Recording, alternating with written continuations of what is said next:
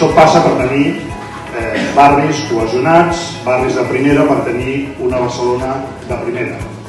Aquí, en aquest àmbit, és evident que hi ha hagut, després de la crisi econòmica, barris que han patit molt les conseqüències d'aquesta crisi econòmica, en termes de desocupació, en termes de dificultats d'accés a l'habitatge, en termes fins i tot de seguretat, i per nosaltres aquesta serà una de les primeres prioritats. Però la cohesió social continua sent una assignatura pendent de la ciutat. No podem concebre una Barcelona forta i projectada al món si no tenim una Barcelona cohesionada des del punt de vista de l'equilibri territorial, dels serveis en els barris, dels serveis de proximitat i de la sensació de que tot el conjunt de la ciutat se sent que forma part d'un mateix projecte de ciutat que és Barcelona.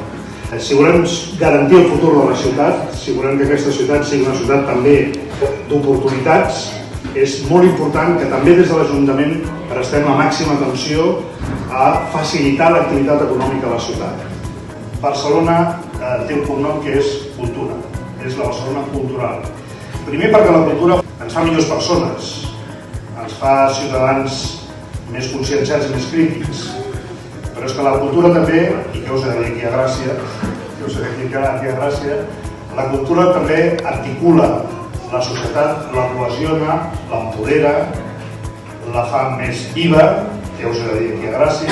Aquesta continua sent una prioritat, ho és a nivell de proximitat, ho és a nivell també de grans equipaments i de projecció de la ciutat.